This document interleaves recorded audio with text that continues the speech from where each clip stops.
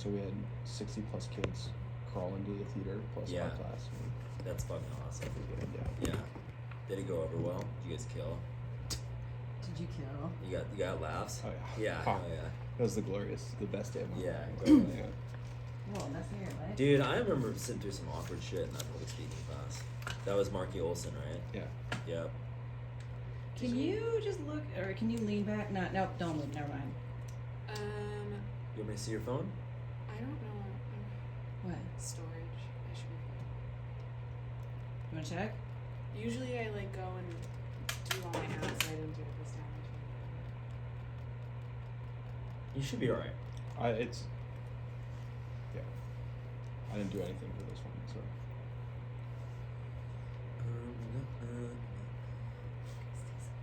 And if you just every once in a while take a look at my phone, short story. Oh, I can't see that far. Okay. He's like, don't go into photos or videos. You can. It's just nobody knows.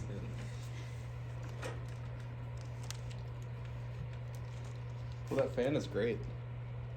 Oh, yeah. Pretty good. Hey, man. Yeah, I made the effort. Why does this feel all weird? It's off.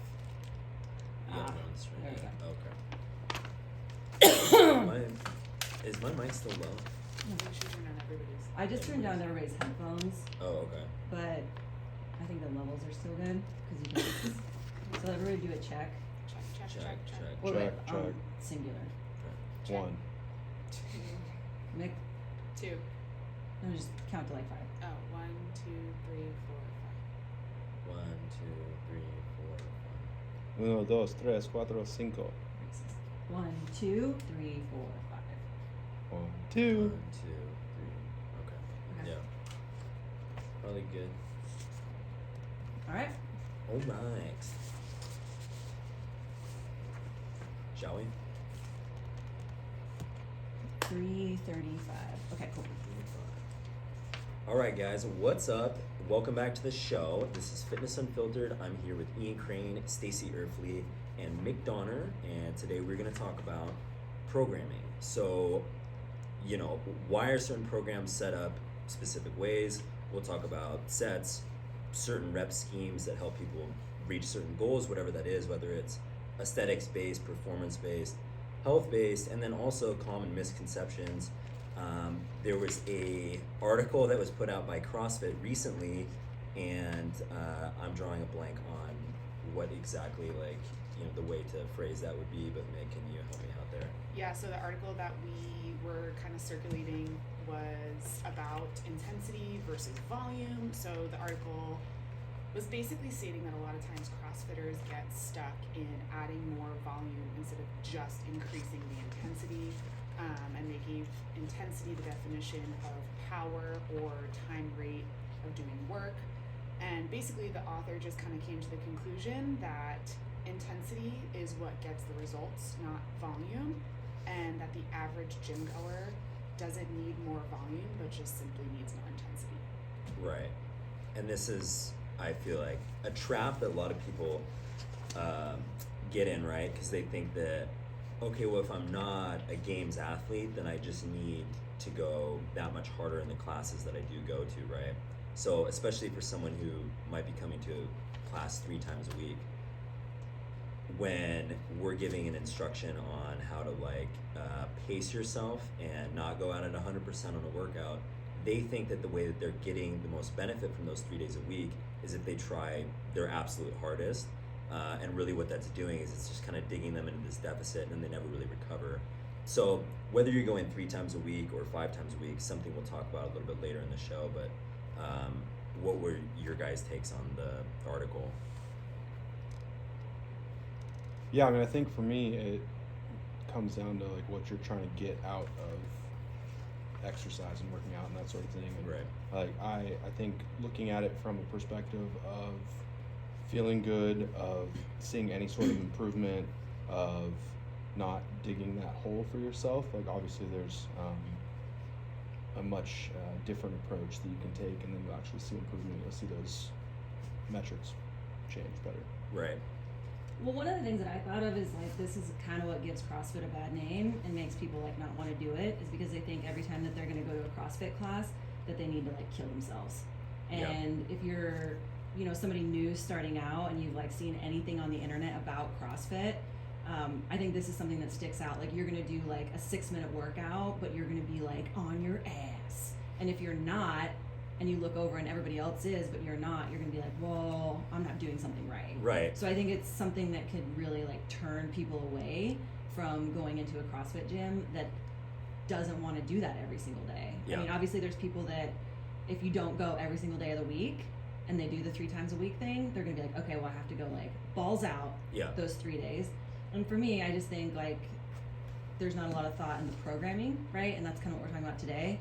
But then dude, like, I feel like injury is just right around the corner, right? If like any workout you get into, you just like go balls out whether or not you can handle it because that's just what the class says. And you're like, well, shit, if I'm only gonna be working out for 6 minutes, then I should probably go as hard as I can. Right. So then I just think of like a lot of the members at our gym, myself included, maybe that some like don't have all the like skills or like movements dialed in, and I just think, well, someone's gonna get injured. Yeah, you know, it's funny you mentioned like it's not good programming or whatever. When I started doing CrossFit, it was at a gym where a different coach programmed each day of the week. So you had, you know, Sam programming on Monday, Jimmy programming on Tuesday, whatever, and every coach would try to one up the next coach in terms of like how hard the workout was. But there was no collaboration there, and they wouldn't like meet and talk about, well, what are you gonna do? What are you gonna do? So that was like, people thought those were effective workouts because by the end of the week they got their ass kicked because every day was some coach trying to like put his stamp on the workout and have people be like, damn dude, did you do Wednesday? Like Paul's workout was so ridiculous. Like, but you'd have like pull-ups on pull-ups on pull-ups, you know what I mean? So there's just no cohesion there. But that's just like one example of how the attitude was when, you know, CrossFit was kind of like coming into like the spotlight, 2010, 2011. It was thought that to get more out of your workouts, you just had to go harder. Okay, well then what happens if you're going as hard as you can and you plateau? So like, what do you have to do? You can't just tell someone to like put more intensity into it. That doesn't make any sense, right? So I think that people don't understand that CrossFit's a great way to be lean.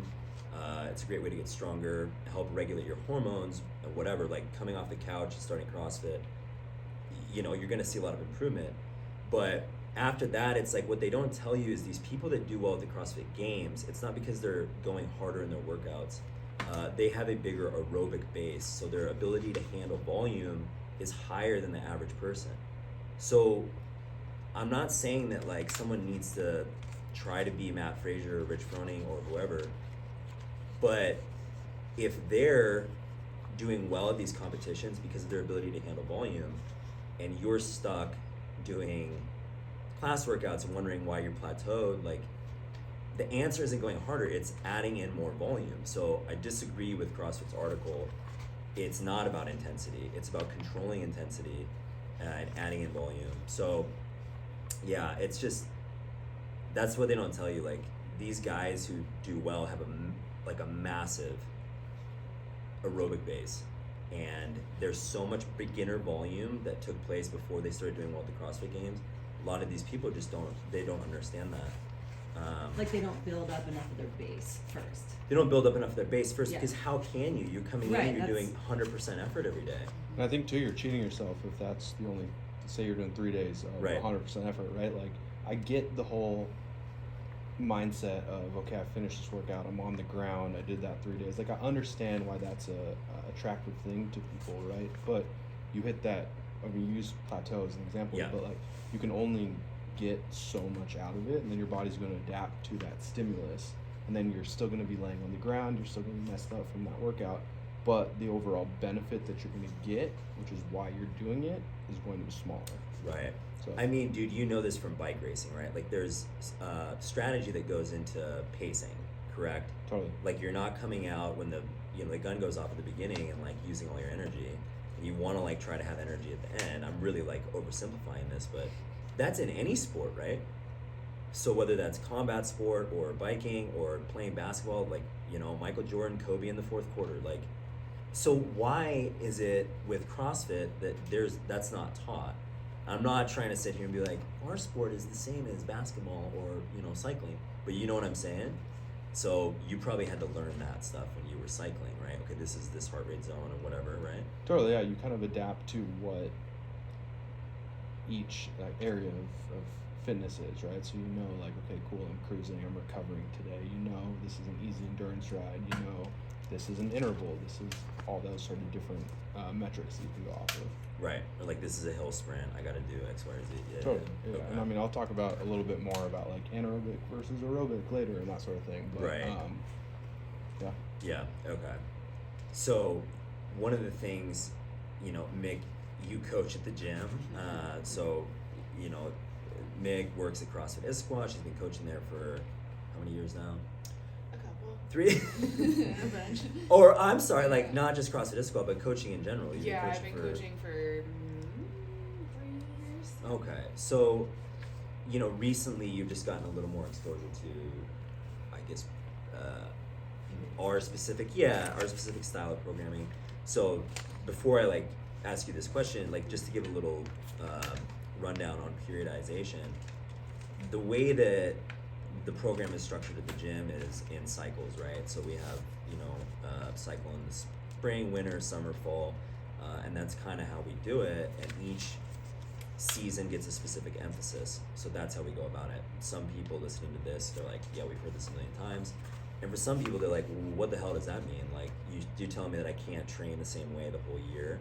So that was a new concept that was introduced to you probably like a year and a half ago. Prior to that, you've been doing competitive, like, CrossFit style programming. So I guess just like, I'm curious, some of the things you've seen in terms of like member feedback, but also what you've noticed, you know, yourself as an athlete changing programs like that.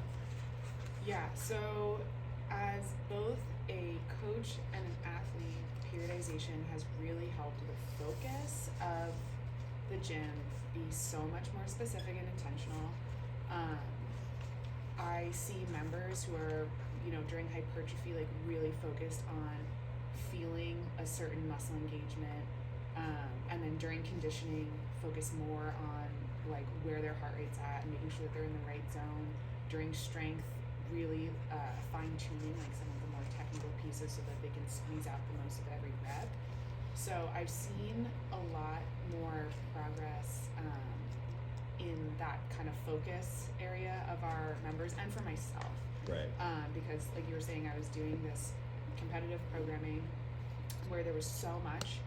You would do a strength piece and then maybe like a gymnastics conditioning or capacity accessory piece, and then Metcon 1, rest a little bit, Metcon 2, and at the end of that, you can only pour so much. Like if your cup is however full, like it just doesn't keep getting refilled every time you start something new. So I've really noticed that I'm getting more out of the pieces that I'm doing because my focus is so much more clear for every cycle that I'm on. Right. And I think the members feel the same way. Can I ask you a question on that? Yeah. So when you were doing, what were you doing? Mayhem? Yeah. All right. So you're doing Mayhem's competitive program, Yeah. and they give you like, what is it, like 8 different segments of your workout to do. And some days I remember you'd be like, I only have time to do 5. Yeah. Right. So that's like kind of an example of the disconnect we were just talking about, Totally. where you want to be good at CrossFit Yeah. and increase or improve your fitness, and Mayhem, or, you know, and nothing against them, by the way, like this is just what it is. They're putting out a track or a program that says if you want to be X, like you got to do Y and Z, Yeah. and you're like, I only have 2.5 hours. I Right. can't fit in all 8 parts of this. Right. So they want you to believe that you have to do all 8 parts if you're going to go to like the CrossFit Games. Which is the pitfall of that kind of programming, right? Because they're not looking at you every day. They're not seeing that Mick is also a school counselor and has responsibilities outside of here. They're saying like, let's put as much out here as we can so that people who are at certain levels can kind of like pick and choose, Right. and it's easy to fall into the trap of just doing it. Like, Right. because if you tell me to do something, I'm the kind of person, I will just do it. I love working. I crave that style of workout. I know that style of workout is not going to get me where I need to be. Right. Can you see how like it's almost like a conspiracy? Like they don't. It's like you either do 4 hours of work, or hey, you're not going to be that guy. Like just stick to doing your class workout, buddy, and try as hard as you can. But there's no information or instruction on how to operate in this middle ground where you're just trying to be a fitter person who progresses from year to year. And so that is like why the whole periodization thing came about. Not like we didn't invent the concept, but that's why we wanted to like actually input it into class and show people that someone who's been doing this for 5 years can make just as much progress as someone who's been doing it for 1 year. It doesn't have to be this black and white to where you're either going to the games or you're doing classes.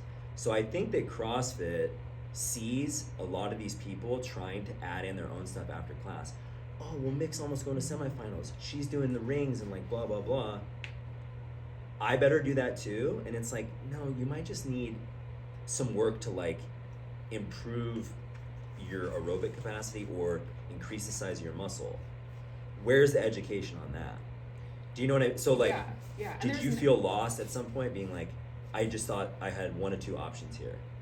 Yeah, I specifically with the program that I was on, there were so many options, and so you're looking at this giant like feast of workouts. Right. Oh, if I just do this, then I'll be strong. And if I do this, then I'll have bigger biceps. And if I do all the gymnastics capacity, then I'll finally be able to string my ring muscle ups. And you're like, you just can't do it. There's not enough energy, time in my day. Maybe for a professional athlete. Sure, but you also look at the professional athletes that are at the games or even semifinals, and most of them have their own coach programming for their own needs, right? Just like how you're doing that for our gym or how our gym operates, we take a look at our member base and we decide like what the next best cycle is. And so to look at a program like Mayhem and be like, yep, I'm gonna get to the games doing that, there's very few people who can do that. Right. And I now see like where that like puzzle piece was missing for me, because I just looked at it and I was like, oh, there's so much work that can be done, but is that the work that should be done? Yeah. No. So One, imagine if you, I'm sorry, Stace, go ahead. Oh no, I was just gonna ask a question on this. So like, you're a really like dedicated athlete that like you said, if somebody gives you something to do, you're gonna do it. So, and we talk about burnout all the time. So how long were you able, like somebody even like you, able to like go through this program and before you started to get burned out? Because we talk about like periodization, it helps us like you move from cycle to cycle, you know something's coming. But like with something like Mayhem, you're just looking at all these workouts and you're like, well, this is what I'm doing for the foreseeable future. So like, how does that, like, how long did that last for you? Because it's obviously going to be smaller for like the average person. Yeah, I'd say I had a solid like year and a half of, I was super dedicated and I poured my heart and soul into it. And it was like right after this cycle that we were doing, and it was a strength-based cycle. You could tell like it was lower rep ranges, high percentage, and I was so pumped because, you know, like strength has never been my strong suit, and I was like ready to test. And I remember crying after a test day because I had like not gotten better, and I was so upset. I was like, I have poured for the past year, you know, 6 days a week. I've been in the gym 2 to 3 hours a day. I've done my mobility. I'm like eating more than I ever thought I should have. And I remember sitting down across the couch from someone that I just started to work with and like crying, and it was so embarrassing. And that was kind of like when I made the switch over to periodization. So I'd say it took me like a year and a half to finally hit the wall of like, I cannot keep doing this without, you know, some sort of change. And since you did periodization, you improved, right, at the semifinals and everything has gone up for the everything has just been on an upward trend, and there are some days where like I don't feel as good and you like have self-doubt, but at the end of the day the results like show, and that's what is important. So. Well, Ian, I'm gonna get to you in a second because I want to talk about what she was just talking about, how probably the reason she didn't do as well with her strength testing on a program like that was because there were so many other things pulling at your energy source, right? So you 'Cause don't she have, was right? tired. Yeah, you're tired from all the gymnastics or all the stuff for your biceps, whatever. But the last question I want to ask you is like, did you feel when you were doing Mayhem and you switched over to periodization, right? It was like a foreign concept for you. And was that, like, I feel like I tell people this all the time, it's like, if you just trust me or trust like who's telling you to do something new. So I know that was a big part for you. I remember there were days where you'd be like biking at like 42 RPM, so your heart rate didn't go, and you were like pouting situation, right? Too. And you were, I'm sure you probably didn't understand it, and like I was like, dude, I know what Nick's making you do. Like it sucks. This probably doesn't feel like it's gonna make you a better athlete. But now you hop in, like you were trying to stay at 60 to 70% heart rate, right? Yeah. And you couldn't go above that.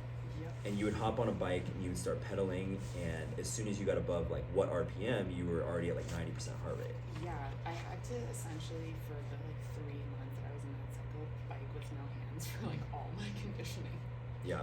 It was so, or like do some 12-inch box ups, and that was Right. just about where I was at. Okay, so I just want to touch on this real quick.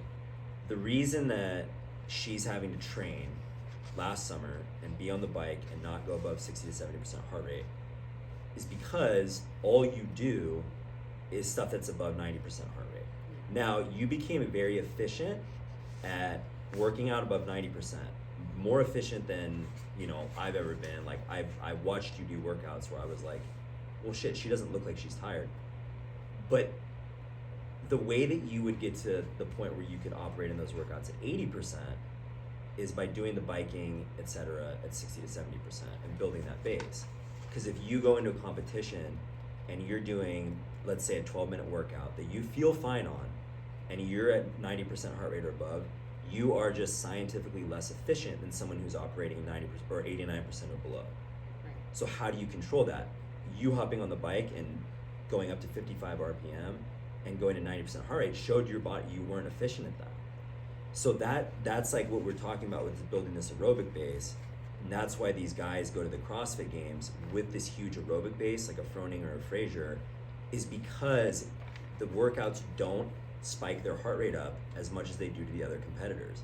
So they're more efficient in the workouts, you know. And if you've ever been in a workout where you feel like you're getting lead leg or like, you know, your heart's, I felt it earlier today. It was like, I could tell as soon as I went from 80 to 90, I was like, yeah, my muscles are not working the same. I really feel like I'm, you know, my heart's pumping, but I'm not as efficient. Yeah. So that probably takes like a lot of time to trust that process, right? And as someone who's newer to CrossFit or someone who is like so focused on getting better, it's so easy to not think that way because you're like, oh, I'm working so hard. Like I did that workout and I fell on the ground and like that workout just trashed me, and we associate with like rolling around and that sweating and like Pukey the Clown, whatever, Right. with progress, and it's unfortunately that's just not it. Like there's a time and a place for that kind of workout, like maybe the open or a test, or maybe there's like some sort of sprint that you're doing, but every day or even like a couple times a week, it's not beneficial. Right. And you've done better at the sprint stuff since you started doing this. It's not like that just like left all of a sudden. No. But people do think that. They think, well, I gotta go in every day. The way that I improve my 30-second bike sprint is I hop on, I do a 30-second bike sprint for my warm-up every day. We all know that guy. Well, a guy like that. No, we know that guy. I feel like there's multiple guys like that. Yeah. But anyways, Anyway. all right. So going off that, Ian, we were talking about how you know you gotta kind of like you can't do the jack of all trades thing when it comes to like getting better at strength training or getting better at or like you know going through a hypertrophy cycle or whatever. So give me your take on, because you have experience with this, just what are the different cycles required from an athlete, like effort-wise, right? And what do you have to be aware of in terms of, if I'm doing this, I can't do that right now, and etc., right? Yeah, totally. I mean, I think if you're looking at something like a conditioning cycle, a hypertrophy cycle, a bodybuilding type thing, a strength cycle, all those, you can't exist all at once, right? Because the ask on your body, it's all competing resources, right? So like you could increase your conditioning, but you couldn't also increase your strength at the same time. You could do some bodybuilding and like see your abs more, but you're also not going to get stronger at that point, right? And I think like caveat being, if you are brand new at exercise or Yeah. fitness in general, like it's just a new stimulus for your body, so you could be conditioned and you could increase your conditioning, you could see your abs more, that sort of thing. But that's just because you don't have the training history, or your body doesn't really know what's happening with it. And so like what I was thinking about was kind of balancing fitness with these individual categories or type of training, right? So Right. to me, the conditioning side of a workout program is super important. And I think like this doesn't necessarily mean like, hey, my goal is to like, I think run a marathon or something is like the stereotypical like conditioning Yeah, fitness, totally. right? Yeah. But like it's not. Yeah, I mean I couldn't But you walk after I did a guys, half marathon. You get to so put a bumper sticker on your car that says 26.2 You don't so have that to do everybody knows. but Sorry. oh, you know, it's I already made this joke once that I just have a 0.2 sticker on my car because then it's that's how far I can run now. Yeah. But I mean, I think like having good conditioning. This goes back to what Mick was talking about, right? Like, or you can live at that 90%, but then you try and go 80%, Yeah. but also what's happening is you're not recovering as well in say a longer workout. Like you'll hit that 90%, but then in the easy part of the workout or something, you're not going to get back to that baseline as quickly, anything like that. So just to clarify on that, because that's a really good point. Just to put it into terms that people like can visualize. Like you're talking like if you do bike sprints and you're sitting there waiting, like let's say 30 seconds on, 90 seconds off. What you're saying is like if you have a bigger aerobic base, your ability to get your heart rate to go down in the 90 seconds rest is going to be better. Way better, yeah. Yeah. And I think too, like just clarifying the difference between aerobic and anaerobic, right? We've mentioned aerobic a lot, and if you think about that as the like jog or the sitting on a rower going kind of chill, something like that, where you're building that endurance system versus anaerobic, which is the 30-second bike sprint, which is that like VO2 max. This is as hard as I can go, which is a different stimulus on your body. That is how you get faster, but not necessarily how you get more endurance, right? Right. And so that's why I brought this up, is like I personally believe that conditioning is super important no matter what cycle you're in, because if you're well conditioned and like keeping that condition level at kind of a status quo or a good level is like, hey, even if you're doing a heavy strength thing, you're also going to recover between your sets better, which Right. means you're going to get more out of the next time you do heavy deadlifts or whatever it is, right? Yeah.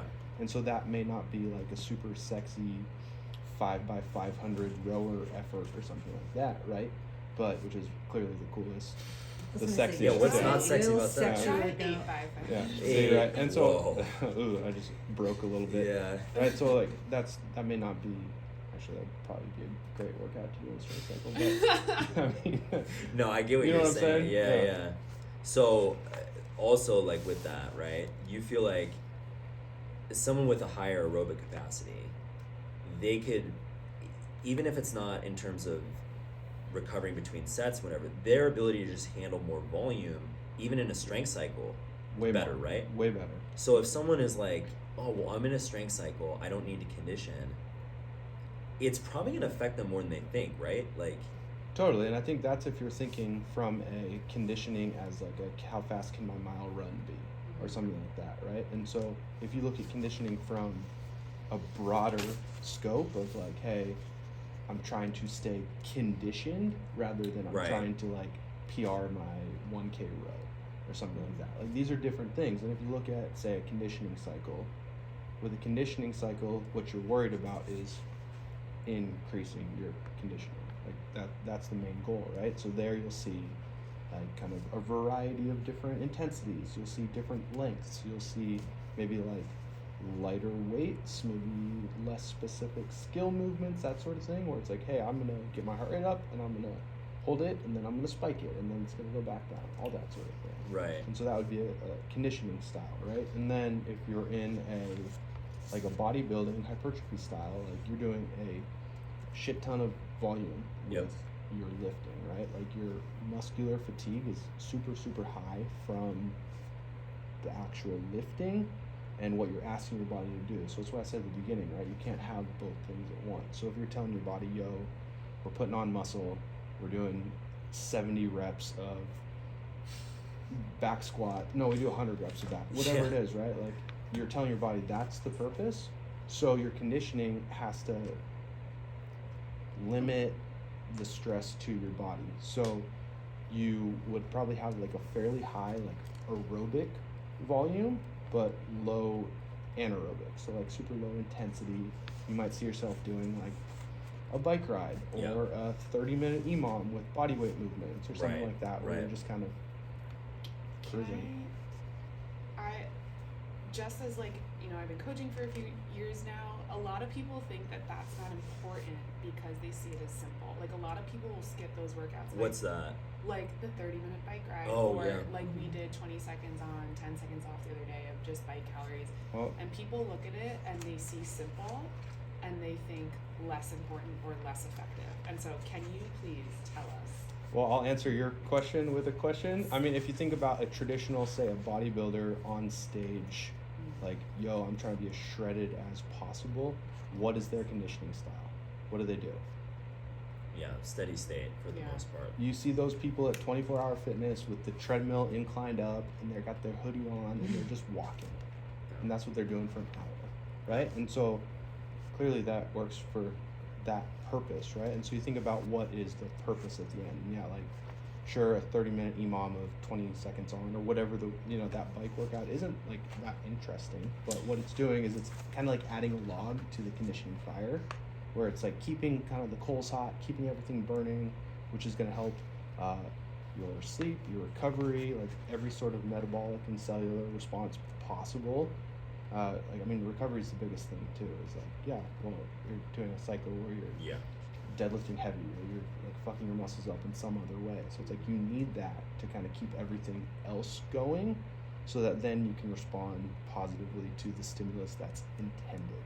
Yeah. Right? And so like if the stimulus that's intended is conditioning, cool. Like go do a sprint. We could have some really fun conditioning workouts that's like, oh, butterfly pull-ups and 400-meter sprints, and then you come back and you're gonna do burpees over bar, and then you're gonna do light thrusters, and then Gross. right. But if the goal is an anaerobic stimulus, Yeah. you could do something like that. But what I don't get will be when we have like, you know, we're in a bodybuilding cycle right now. We have specific recovery days which serve for the purpose that I've talked about, right? Which I really need those days when it comes. Yeah, me You know, too. my body is so sore, and I know like I'm not sleeping as well. My like hunger signs are all down. Like everything is just not good. Then you see people who are like sprinting the 50 to 70%. Like, oh, I just did 1,800 calories on the rower or something. It's like, okay, Yeah. but now we need to start over on all this, and then tomorrow you're gonna not see the benefit from the lifting. Right. Which then sprinting on a rower kind of leads into, if you're doing a strength cycle, so you know you're lifting real heavy, your volume is lower, but your tonnage is way higher. Yeah, so you're doing less reps, you're doing all that sort of thing, and so a long 28-minute EMOM is like a lot of wear and tear in your body too. And so in a strength cycle, you're beating yourself up, and so that's why you'll see like, oh, that's when we're hitting the anaerobic side of things, is because the aerobic side is like, ooh, no, we need to chill. Yeah. Right? Right. And so you'll see like, oh, that's when the bike sprints come. That's the 30 seconds on, 1 minute off sort of thing. Because it's just a completely different ask on your body at that point. Right. Do you think that people who do the 50 to 70% days and they sprint on those days, do you think that they are thinking in terms of what we talked about to open the show, where it's like, okay, well, I got to go 100% to get, you know, the benefit out of this? Or do you think it's like, I only come 3 times a week, Monday, Wednesday, Friday, so I really don't need to recover for Thursday. I'm not going to be here until Friday. Totally. I mean, I think it's a little bit of everything. I do think that there's still, no matter like the coaching or the programming or whatever, there's still the stigma that like you have to go hard in order to see the benefit. Yeah. I've been doing some form of serious level of exercising for a long time, and like I still find easy recovery days super boring. Like Yeah. it is not the most, it's like not the greatest thing in the moment, but I think it's really important to look from the kind of bird's eye view of Oh yeah. like, yo, there is a reason that in the middle of the week we do this, and if you want to see a score on the board, like your score on the board tomorrow is going to be way better if you pay attention to this today. Yeah. So But you love coaching those days. Clapping. I really love clapping, and I really enjoy. All right, let's go, guys. Go, go, go, go, go, Start go, that go. clock. Oh, looking good. Yep, 3, 2, 1. Okay. So that's fascinating. Honestly, all that stuff. The like that touches a lot on performance, right? So, milking a cycle for what it's worth, how to recover properly. And it's interesting about the recovery thing. Just like quick little story. When I was in Boston, we're going to the gym every day. In AA, Did I say you said this quick story about recovery. So AA? see what we're talking about here. How'd you know I was in AA? Yeah, we're walking to the gym every morning at 7 a.m. I was going to bed at. Sorry, it's just my East Coast story. Like I can't stop telling We these. can't wait. Yeah. So, yeah. So I was at like, Dunkin' Donuts. And Dude, then, yeah. Oh, it's so good. American It really does. I ran on Dunkin' too. Like, let me tell you. I wish I was so much closer to the sound effects right now. You have no idea. Anyways, I'll cut to the point of the story. We had to do a 10 by 10 back squat. So we've been doing it. We're on like week 14 or something. For those people who don't know what we're talking about, like we just started at a certain weight for 10 sets of 10, and you add 10 pounds every week. And I think we've been, like I said, we've been doing 14 weeks, but that's not true. We started the back squat part at like week 8. So this is like what, week 6 or 7. Okay, anyways, so I'm out of town having to do this. Part of the requirements to do the 10 by 10, you have to wait until your heart rate goes below 120 beats per minute to start your next set. So it's a lot of standing, kind of looking at your watch, if you have like a heart rate monitor or whatever. So in Boston, for some reason, it took like half as long for my heart rate to come down as it did in Seattle. And so I was trying to figure out like why this was. Okay, was I standing? You know what I think it was? It was because I was going to bed every night at like 11 p.m., which was pretty much 8 p.m. on my body clock. I'm waking up at 4 a.m. on my body clock. I'm walking already, like I had to walk 2 miles to get to the gym every day. So hard. And I think instead of driving to the gym, getting out of the car, not warming up, doing my back squats. So again, it just goes to show the recovery from sleeping, and then also like some sort of steady state aerobic workout, which was just in this case walking, benefited my recovery time on the squats. Now obviously I don't get to stand there and like dick around for as long, but so I wished I was back in Seattle, but I was also like, this is really fascinating. I think I'm a better athlete this week than I've been all year, just because I was walking more and I had to go to sleep earlier because I was tired from walking more. Anyways, you get the point. I Moving just on, want to give yeah. you credit for not the back squat part, but for going through an entire East Coast story without at Using least an one accent attempt in there. And I think also- Stacey would cut my mic off if I did that. Yeah, so I just, could cut pull this that out entire really podcast quick. yeah, I out. think she We would would just be walk done. out. Yeah, perfect. There's only one accent person here, and I get it. That, yeah. So, okay, like I said, we talked a little about the performance side of things. Stacey, you have kind of a unique experience with this, right? In terms of you didn't really know what CrossFit was before you joined CrossFit Issaquah, so you had no exposure to any other programming besides periodization, right? Or something that was like out of the norm for typical CrossFit. You lost 80. Are you doing all right in your chair there? Yeah, it's a little. I'm You're guys. just prepping for your question. Here's the What's deal. going I on? take one for the team. I want everybody to know this, and I sit in the shitty chair. With back ventilation and on it this moves. one. It moves, and so yeah. Anyways, sorry. I was just trying to get like. Got it. My Set up and ready bearings. for your shot. Okay. I'll kick you out of the hey, shot guys, really quick. Here's my take. So a lot of your motivation starting out was not performance based, and obviously we all want to be healthy and live longer. Like, I think we're all doing this for health and longevity, but your main thing was, and this is a lot of people, you wanted to look different, Mm-hmm. right? So your goal was more aesthetics based. I feel like even though your goal is aesthetics based, you've seen other things improve consistently Mm-hmm. because you've just kind of stuck to the like protocol and program. And can you talk a little bit about what that's been like for you? I feel like you have a different experience with it than both, you know, Nick and Ian. Yeah, definitely. I, like you said, before I started CrossFit, I was just doing like the Gold's Gym thing where I thought, oh, I'll do some arm stuff today, maybe hit the walking stairs. What are those? The stair Stairmaster. Step mill, The yeah. step mill. Yeah. I was like, oh, I'm just gonna like sweat. And maybe the watch- recovery smoothie afterwards. Well, I would Yeah. go into the theater room and watch the Bourne Put- movies. with popcorn on the smoothie. Obviously. I mean butter. Yeah. Can I get extra salt, electrolytes? Only good Bourne movies, first one. Clive Owen. First of all, take that back. They're all amazing, except the one with Jeremy Renner. Sorry. I'm sorry, do we need to do Hot like a take. separate podcast on that? They are not all amazing. First of all, yeah, they are. I think they are. I like Matt Damon. That's end of story. Do you think the first one is the best one? Yes. Yeah, I think the Thank first you. one is the best one, but I also She's like a big the other ultimatum girl though, so I kinda like it. I yeah. like it. Sorry, go ahead. Yeah.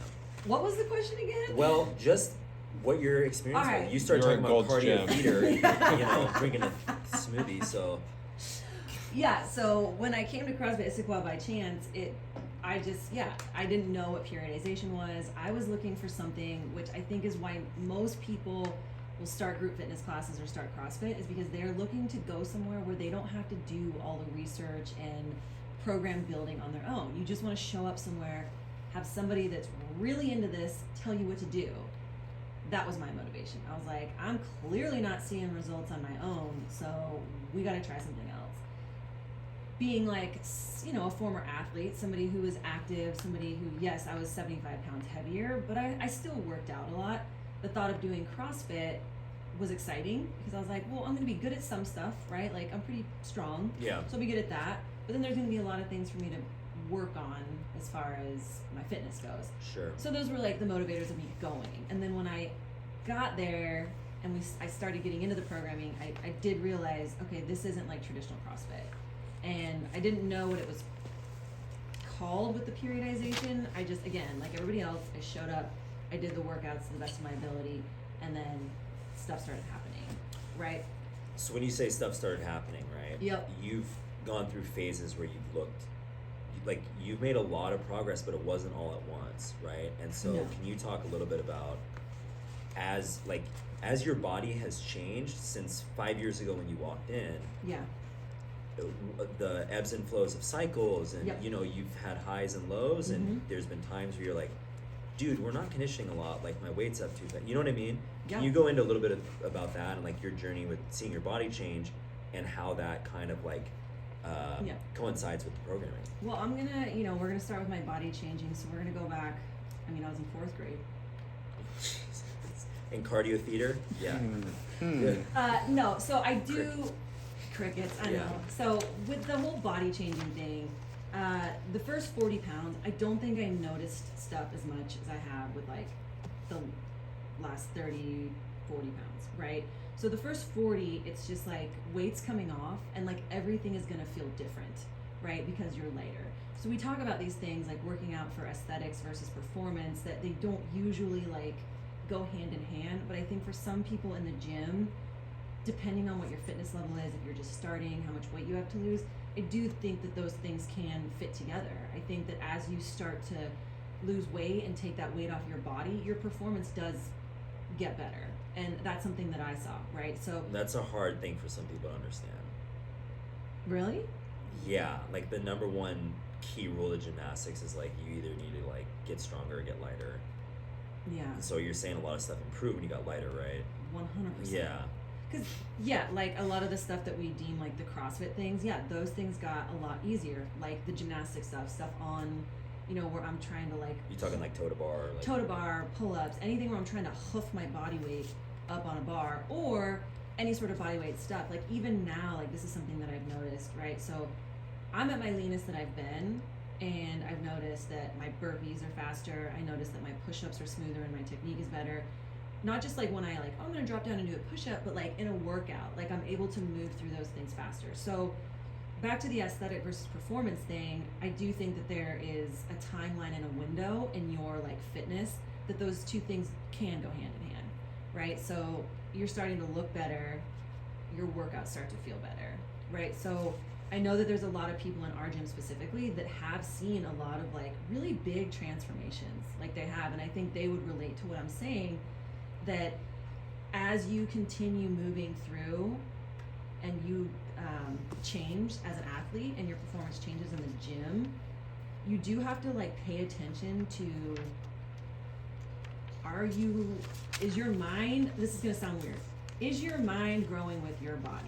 Or is your awareness growing with your new body, right? Because if I was doing the same intensity now at 165 that I was doing at 240, I wouldn't get as much out of it. Oh, got it. Or I can just push myself a little bit harder, right? So I've gone through different stages where my weight and my fitness level kept me at a certain intensity, right? But as I've gotten fitter, as I've gotten stronger, as I've gotten, you know, a better cardio base, like I should start to push myself a little bit more, right? Like I don't want to stay stagnant. I don't want to stay in one place, which I think we've all seen in the gym where people do start to make progress, whether that's weight loss, which that's not the only thing in a gym, right? Getting stronger, just feeling better.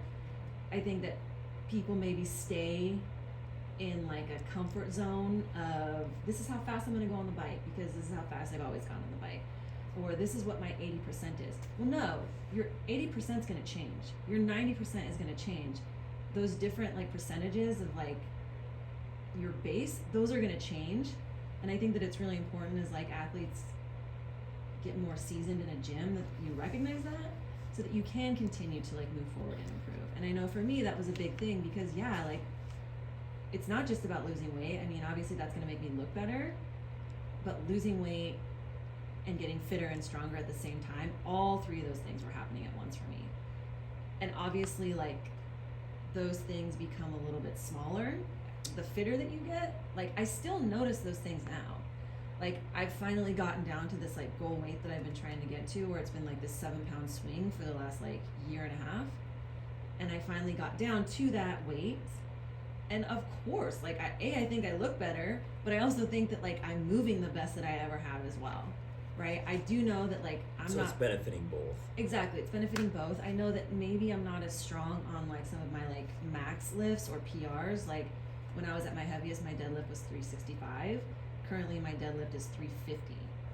I will 100% give up those 15 pounds Right. on a bar to give up the 80 pounds on my body. Yeah. Right? So it's like, yes, that went down, but like there's just a lot of other things that have gone up. So trying to like So jealous. work through that. But yeah, I mean, and then just talking too, we've talked about this. I'm not training for the games. I'm not training to go on a stage right now. I'm just trying to look better, look my best. Sorry, I slipped into a southern accent. There was a little bit, yeah. I know. Yeah, like I I felt said, it. one person does Yeah. accents here, so Right. it's I felt fine. it. Yeah. But I'm not training for these competitions. I'm not training for stuff like that. But I do want to see improvements, right? And the periodization, it helps with the burnout because you're like 8 weeks into something and you're kind of getting a little antsy, but it's easy to focus because you know, hey, in about 4 to 6 weeks, we are going to do something different. You know, there is going to be a different stimulus. We are going to be able to talk about different things in the gym. Right. But what I've seen over these last 5 years of me doing fitness and testing, especially over the last 2 years when I've been leaner, is that even if we're not testing for a certain, you know, skill or like a certain test, like let's say the bike, we did the 30-second bike or the 1-minute bike test the other day. We haven't probably done that for a year, but like I beat my score from last year. Yeah. It's not like we train for that. Like I follow the strength cycle, hypertrophy, conditioning. We follow the percentages. We don't train for the anaerobic all year long.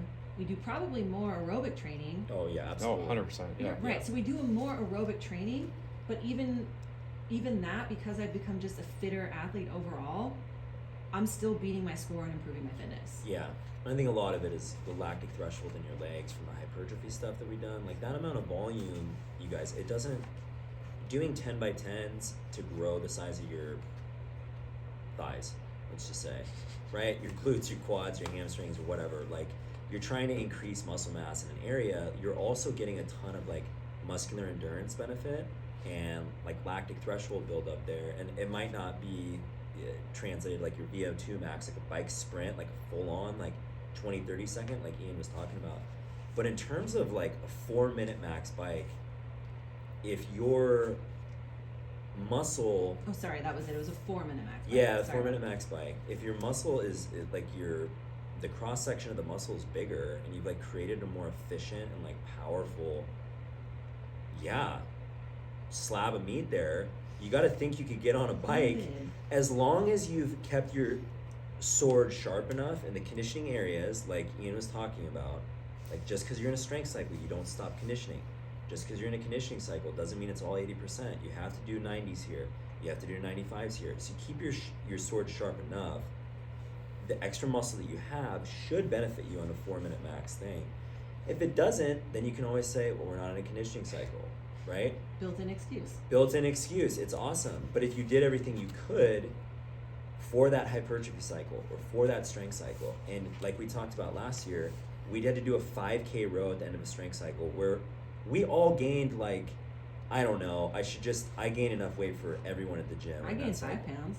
Yep, that's nice. What, like? No, that's good, dude. Like, that's awesome. I was just gonna make fun of myself for gaining 19, but Oh boy. anyways, getting back on a rower after that, I was scared at what our 5K row times were gonna be like, and I think we were both like, I talked to you about it, and I was like, pretty much the same. Like, you know what I mean? There wasn't a lot of like drop off there. So. But that's like something. Like, if I'm an average gym goer, or if I'm somebody that goes to our gym, or any gym really, that's doing some sort of training like this, like, or periodization, this is the stuff that I would want to know. This is the stuff that I would want to hear, like, people that have done this for about 5 years say, hey, I've gone through this cycle, I've been in your position, and I've been scared. Right. Like, for me, that row test, I was scared. I was like, dude, I am going to do so bad because we haven't done so much, because that was my first strength cycle. Yeah, and you thought you were out of shape. I thought I was right? out of shape. I thought, this is going to be horrible. I'm going to be super pissed at myself. I either beat my time or it was like right on it. It's fine. Yeah. It was fine. And so if I'm somebody that's new to periodization, that's new to this style of training over a course of a year, that's what I would want to hear. That, like, as dumb as it sounds, like, trusting the process and that people have like done this research for you, and if you follow it, it will work. Right. Like, shoot us an email if you don't believe me. I think too, like, just to throw a different side of it also, I think periodization, following some sort of maybe a hypertrophy style workout or something where you're trying to improve each week, not only is there the physical improvements there, but also honestly the mental fortitude that is grown from following the process, from Absolutely. like gutting through sets of 10, from doing 7 by 10 every single day, from doing heavy 96% lifts or whatever it is, right? Like, the mental gains on that, when you get onto that 4-minute bike test, that 5K row, when you're 16 minutes in and your body's hurting and you're tired, you're also like, oh well, Totally. I can do this. Like, It's been worse. I got it. Like, oh, Yeah. cool. And I think like that's a huge gain that comes from following along and sticking to something, even if you're maybe a little bit confused by the whys, or if you're not sure if like, is it working? Like, there's also that benefit. Like, Yeah, I don't have any like, like, what's the term? I'm drawing a blank on the word. I don't think that I'm always gonna feel as good back squatting as I do in this 10 by 10 back squat cycle that we're doing right now. Right? In 2 months after we've stopped doing it and a back squat comes up in a workout, I'm gonna get under it and I'm gonna be like, Jesus, you know what I mean? Like, it's gonna suck. we've done 20,000 back squats. in the Right. last, So it's like that volume is so high, like they can't stay that way year round. But you think, dude, a lot of people get hurt on linear progressions because they're like, oh, just keep going and going and going. But there's a reason that, if you're training for a powerlifting meet, There are weeks where you're supposed to peak for that meet, and there's weeks you're supposed to. There's a deload week. Also? Yeah, right. It's like, oh, yeah. strange. Like there's a plan there. It's not just, hey, come into the gym and add 10 pounds every week until you can go to a powerlifting meet. There's like specific ways, and again, this goes back to why is there so much planning for athletes in sport where there's competition involved, but then when those same principles are being used for the general population, there's no direction. There's literally just stuff that's thrown up on a whiteboard. All right, ready, set, go. Go as hard as you can. Thanks for coming, which is fine. I get the concept. But anyways, not to ramble. Well, I don't know, dude. I really enjoyed that point because I think working out, yeah, that's one thing. Just to be like, hey, I go to the gym. Like, it makes me feel better. I give them something to do, whatever. But you're also spending a lot of time in there, and it's physical fitness, and people that do physical fitness are athletes. So like you said, why wouldn't we train like an athlete? Right. Like, why wouldn't we, like, research and figure out, like, okay, what are these athletes doing who are in the best shape of anybody in the world, and, like, try to mimic that. Right. You know, just because we call ourselves average Joes and stuff doesn't mean that we're not athletes. And, like, we want to train like that, and that's how it's going to get us better. I mean, obviously, everybody's going to have a different cycle that works for their body, like, differently, right? Like, I think probably all of us have a favorite cycle, and it's probably not the same. Yeah. Let's go around and say our favorite cycle real quick. Mine's hypertrophy. Hypertrophy. Strength. Oh, Ooh, wow. Two. All right. So mine, yeah, and that's just because I have done, you know, and we all have, we've done these cycles probably multiple times now, and so we kind of know what works best for our body. But we've also, like, got this holistic view where we know that, yes, this works best for my body, but it only works best for my body because I've done the other cycles, right? Yeah.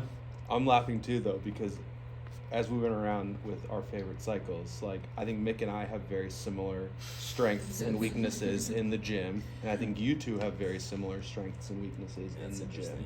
And so both Mick and I are happy to tell anyone who listens that we're not the strongest person.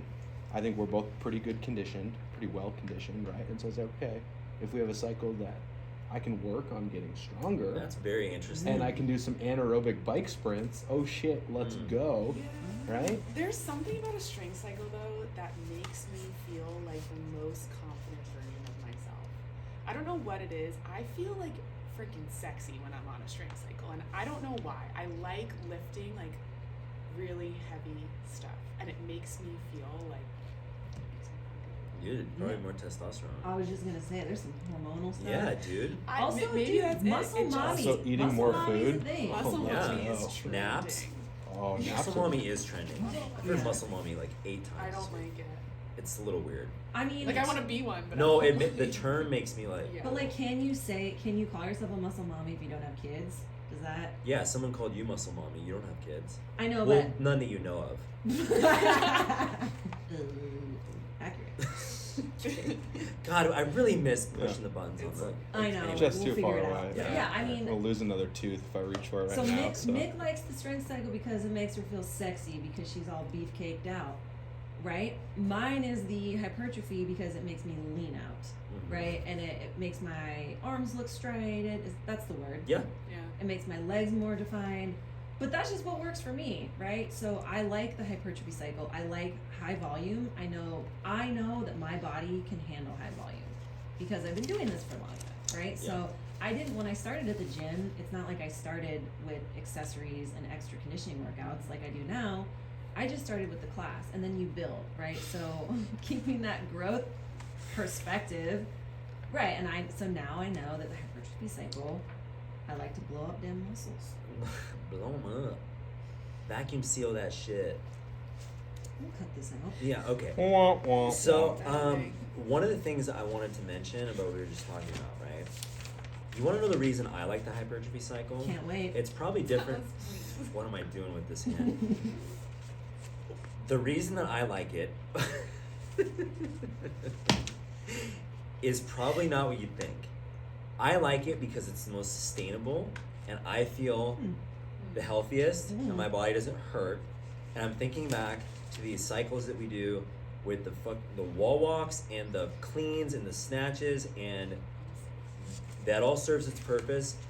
But when we were doing that, I just remember thinking, I cannot wait to go into a cycle where I can just come into the gym and do 70 reps of moderate weight and pump my muscles up and literally have a muscle group for each day where I'm not having to jump over boxes and blah blah blah. And so a lot of it is just the mental change up for me. Like I of course I like feeling pumped, and like you said, Stace, like there's sometimes based off what I'm eating I feel leaner in my hypertrophy cycle, but I'm past that. I understand there's benefit to conditioning cycles, I understand there's benefit to strength cycles, but for me the hypertrophy and that work on building soft tissue and like letting our joints recover and letting our nervous systems kind of like come back to life after conditioning or strength cycle where performance is more the goal, that's like the part that I look forward to.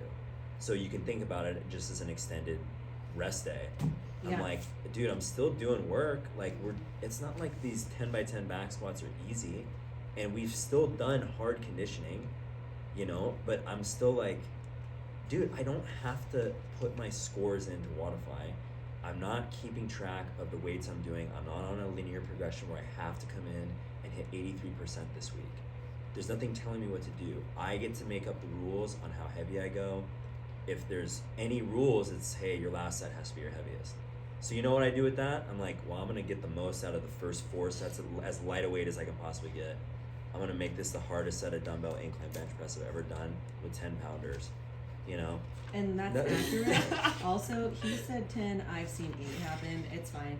But dude, real quick on that point, because I do agree with you. I think subconsciously, like just for me, because I have vanity on the mind, I'm like, oh, I just want to like look hotter. Dude, everyone does. Right. So, yeah. But also, like with the hypertrophy cycle, I think another reason that I like it is the sustainability, because I started the hypertrophy cycle because I was injured. So everybody else was doing a different cycle, and I had hurt my back, and you were like, hey, I'm just going to have you start this cycle early. Why did I start it early? Because you were injured too. Yeah. Right, so we both were injured from, it was cleans for me, it was and guess who snatches for you. Are not hurt now. And guess who's not hurt now? Both of us are not hurt. Yep, and so. Like, knock on fucking wood, but like, dude, it's not coincidental at this point. Mm-hmm. And I'm sorry to bogart your point. That's I'm really supporting you. Keep going. I love what you're saying. That was pretty much it. Just saying that, like, honestly, like, I started on the hypertrophy cycle when I was injured. I was able to make progress, continuously make progress, and heal at the same time. Like, I was able to heal my back. I was able to stay strong. I know that was, like, probably a really big reason that I was able to heal. There's other people in the gym that had a similar injury, like a bulging disc kind of thing, like pain down your leg, like nerve stuff, that it took them a lot longer to recover because they weren't modifying their workouts, and the hypertrophy cycle was lower impact, and it was less taxing on my, like, maybe the joints or the muscles around my back. So anyways, I was able to, like, strengthen all the muscles around my back with, like, my glutes and my hammies and my core and all that stuff, which led to my back being able to heal. Yep. Simultaneously getting fitter. Yeah. And then once I was fully healed, I jumped back into all the normal conditioning stuff, and bada boom. Oh boy. So My ancestors are mixed Italian family. Yeah. Dude, so just going off what you said there, what you're talking about, and I use the term soft tissue work. So that's like just a fancy way of saying when you do hypertrophy training, like you're trying to build up the muscle fiber. That's soft tissue. The difference between that and a strength cycle where you're loading up your skeletal structure and you're trying to get everything stronger. So that means you're trying to make the muscles stronger, yes, and more efficient in how they like produce force. But a lot of it is getting your body just used to handling specific weight, i.e. walking a back squat out of a rack and feeling like, okay, I'm ready to do this. So you've strengthened your nervous system, you've strengthened your skeletal structure. But then also, like you said, your joints and your ligaments and your tendons, training those is even different than training soft tissue for bodybuilding and stuff. So when you do skeletal structure work and you're, in a strength cycle, you need more prehab and rehab for your knees, for your elbows, for your shoulders. All that stuff becomes more important, right? And so that's another thing that's kind of built into the program they're doing at East right now. Is that stuff on Tuesday, Thursday, and we did it last year. It took, right? That stuff took like 20, 25 minutes, but oh yeah, Yeah. But also, like, a lot of us didn't get injured No, totally. on we had like to a do really like intense cycle of like a lot of like the Olympic lifting things, which is where I think a lot of injuries do happen. And a lot of us stayed like injury free, which was like really big deal. Right.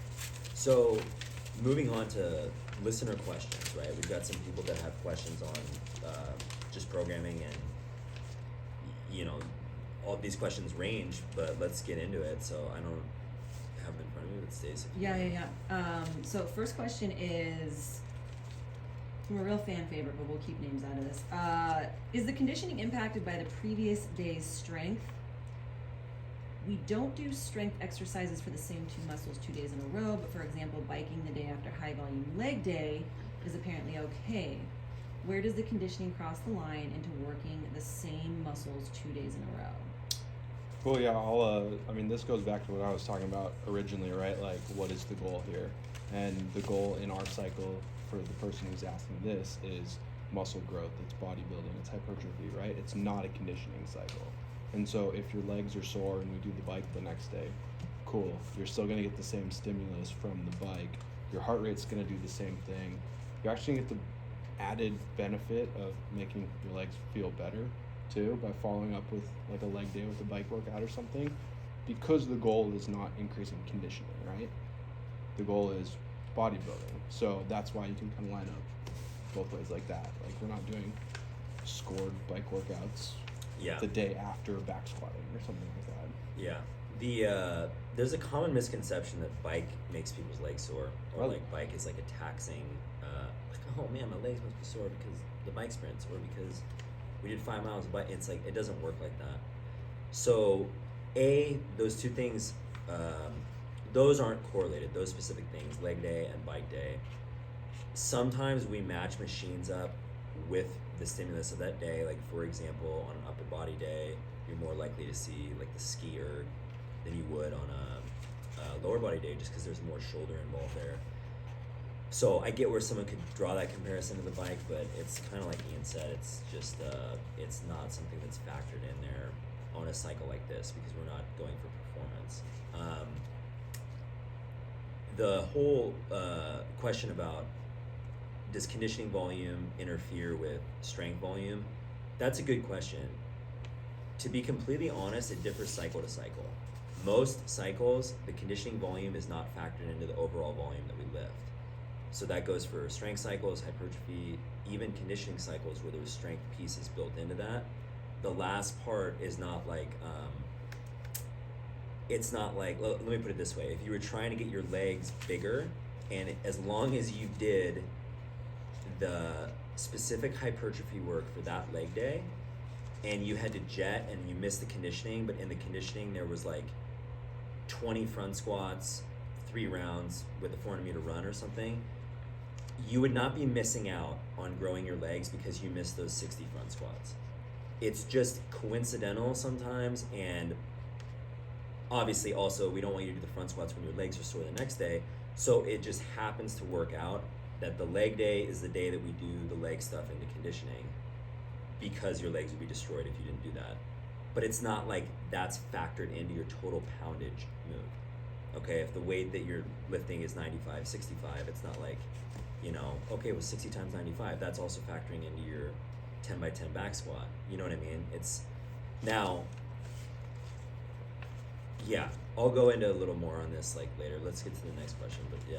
Yeah, so the next question is about percentages, because our programming, there's always going to be a percentage as far as either the weight that you're lifting or the intensity percentage, right? So this is what determines the percentage effort for the conditioning.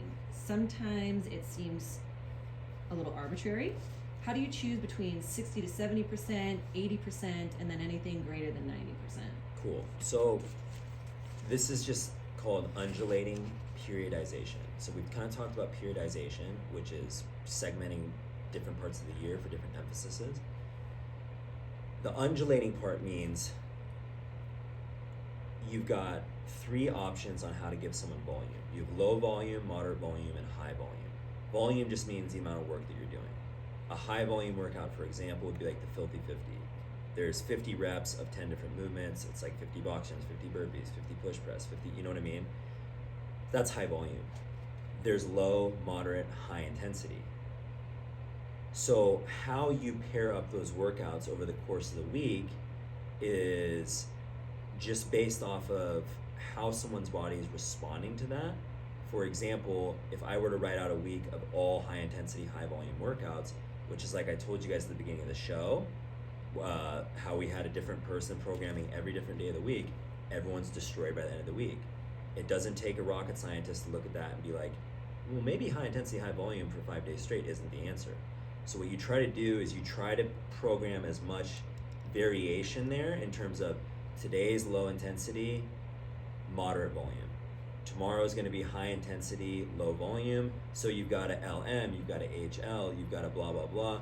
And it just undulates over the course of the year. And as long as the cycle themselves have a specific like purpose and intensity, it should be fine. Like you're rarely going to go wrong if you follow an undulating periodization format versus if you're like, we're doing a strength cycle, all low intensity, low volume. Because what happens with that is people gain too much weight because their overall conditioning volume drops too much.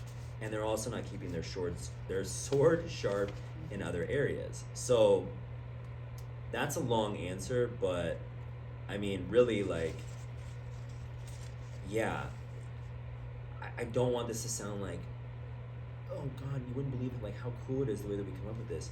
It's really simple when you program.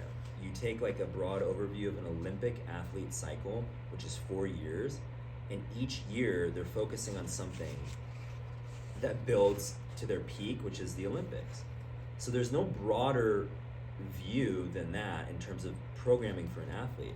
So every 4-year competition, you can say that like on a smaller scale that might get a little more like fine-tuned for someone who's competing something every year. So then they need to do every 3 months, right? But yeah, that's just like, so once you take that 4-year view and you're like, this year we need to increase aerobic base at a gym. That's like when we took over at East, the whole deal was like, dude, these people are really good at sprinting. They're not very good at long duration stuff. Okay, they have no idea how to pace. So the whole year is kind of spent like putting these training wheels on and just building that base. And then after that, the second year of that, you can be introducing a little more complexity to the program and give people a little more ice cream instead of just broccoli all the time. And like, but yeah, that's, you know, I've forgotten the question at this point. I hope I answered it. I think you answered a lot of stuff in there. I was very interested. Okay. First time. That's for good. everything. Ew. Yeah. Thanks. All right. Next question. Unless anybody else has anything to weigh in on that. Good. All right. Just curious on programming and pregnancy. Do any of you have experience or qualifications in this? Is it something you can get qualified in? How would pregnancy impact current training plans? I don't have experience being pregnant, but I do have friends, and being a coach. Oh, nice. We're all sitting right here, P.S. Ew. Okay. Sorry. As like I feel like a good coach should know a little base background of this. Obviously, at the end of the day, you are listening to your doctor and to your body. But when you are pregnant, you're lowering the intensity of your workouts, because if you cannot breathe as the mother carrying the baby, then there's no oxygen getting to the baby that's in your belly. So you need to be really mindful of your intensity and making sure that you can breathe. And then you're working around your bump, obviously, so we're not going to be doing anything that's going to, touch or hit the baby. We're not doing any kind of like barbell movement that's going to interact that kind of way. So like cleans and snatches are probably out. There might be some pelvic floor limitations, and that is going to vary person to person. So you kind of have to work with your doctor and your coach and your own self and knowing where those limits are. But working out while you're pregnant has like a variety of different benefits. So especially if you're someone who already works out and then you get pregnant, it's shown to really help with the weight gain, mood regulation. A lot of people report that they have less back pain and pelvic pain, stress release, and then it also helps with recovery after labor. So if you're planning on getting pregnant and you're at the gym, like you're in a really good spot. Don't have your baby at the gym though. Please So that's kind of my take on it. That's awesome. Solid, dude. Yeah. I think just having a lot of my friends that have had kids, I think the thing that I kind of heard a lot about that is like the after, not like the after birth, but like once you've had your kids, I think that if you've been somebody that's active and stayed active during your pregnancy, a lot of my girlfriends have just made the comments of it was a lot easier to like get back into it and like, feel better sooner. And that's not the case for everybody. And again, I don't have kids, so I don't feel like I should weigh in a ton on that. But just from what I've seen with like a lot of different like female friends in my life, some that have worked out, some that don't, different body types, activity levels, I do think that the ones that have, maintained their fitness throughout their pregnancy had a little bit easier of a time kind of like bouncing back energy wise and fitness wise. Yeah, Well, I've seen that too. Yeah, and if you're working out during your pregnancy, you're maintaining that habit. You're Right. still showing up for yourself. You're still showing up to the people who keep you accountable. And so, not just physically are you getting the benefits, but you are staying on your regimented course. So, at the end of the day, like even if you have to take off in your third trimester, like the last couple of weeks, you, for the most part, wrote out the habits that you've established prior to. So, Right. For sure. All right, next question, guys. This is shorter. How long do the cycles usually last? Yeah, I would say 12 to 16 weeks for the most part. We've done some cycles that are like bridge cycles, and those are more 8 weeks. Like we'll do one coming up here after this hypertrophy cycle that's shorter. But yeah, so I guess to answer it, 8 to 16 weeks. But yeah, we've done 16 weeks is Okay. the longest. I know that people that are asking that are usually like ready for them to be over. Right. Yeah. So if you're And looking we are at at the end of a cycle. yeah, and if you're So- looking at what's on Wodify right now and it says week 14, you probably only have at the most 2 more weeks. Gotcha. Cool. All right. So, what is the best way? And these last three questions are pretty similar. It has to do with if you can't make it to the gym every single day, right? So, there's a lot of people that have lives. So, first question is, what is the best way to adjust or adapt The life. to the cycle to get the most benefit if you can't work out 6 days a week?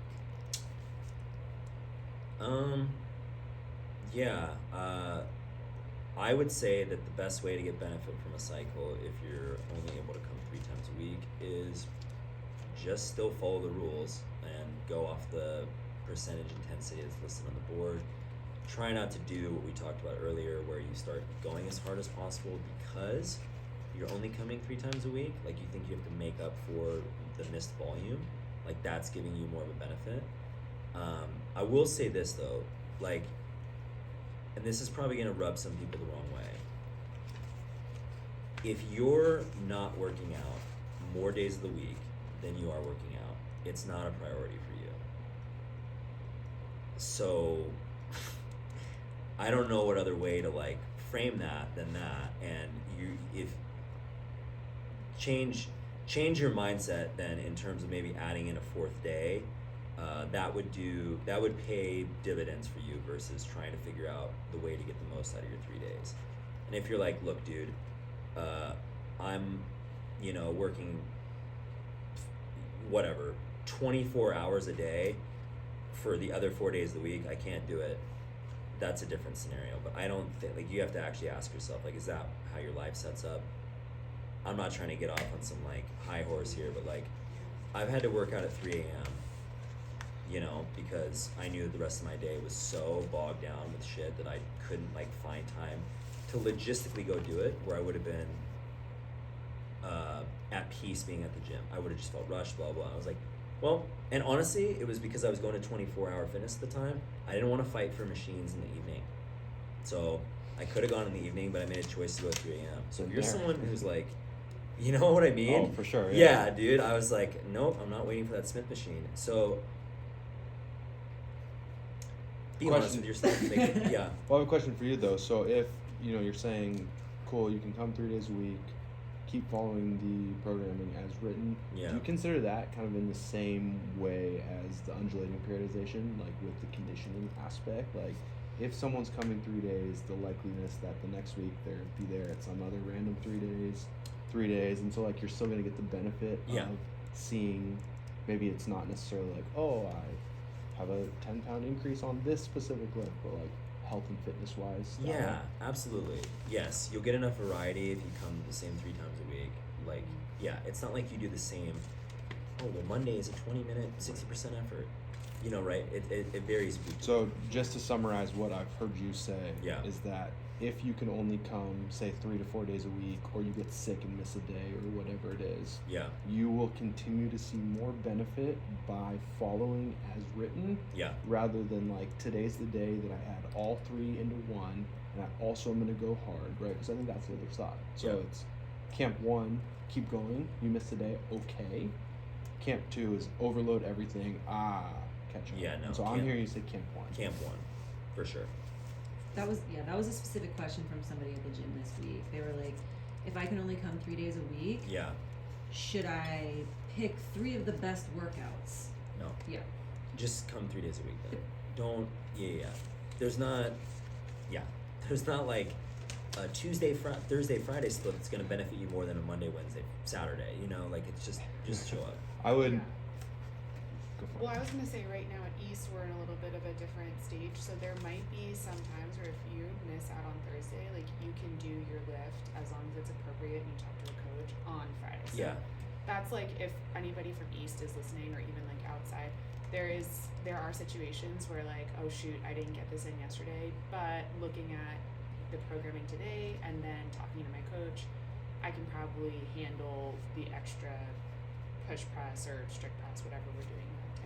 Totally. But different cycles lend itself to being more flexible or not flexible. Like if we're in a conditioning cycle and you miss Thursday, you're not going to do Thursday and Friday's conditioning. It just doesn't work like that. Right. But some other things to consider when you miss days is that keeping everything else that you can outside of the gym on point. So like if you're only coming in 3 days a week, you best be making sure that like your sleep, nutrition, water intake, step count, mobility, like if you can keep those in check on top of everything else, what is but like that will help you so much more when you get back in the gym now, instead of you're sitting at your desk all day and then you try and come back in Monday, Wednesday, Friday, and now you're like super tight, you've only drank iced coffee, you've gotten trash sleep, like you're not going to perform on the days that you can be in there. So no, totally. There was one more about the 6 days a week, is that right? Or we kind of covered that? We got it. Yeah, it was just those all were kind of like the same. You hit on that one already. Okay. And then just like, we talked about that too. If you think it would be helpful to know what workout you're gonna miss, either a day or 2 if you're sick or something, or if you're out of town.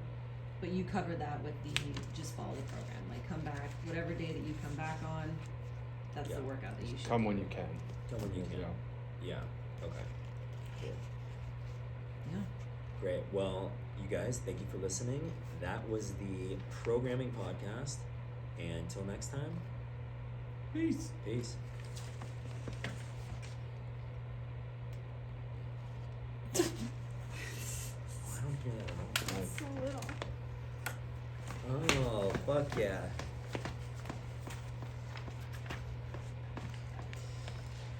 I'm out of the shot. I don't know. Oy.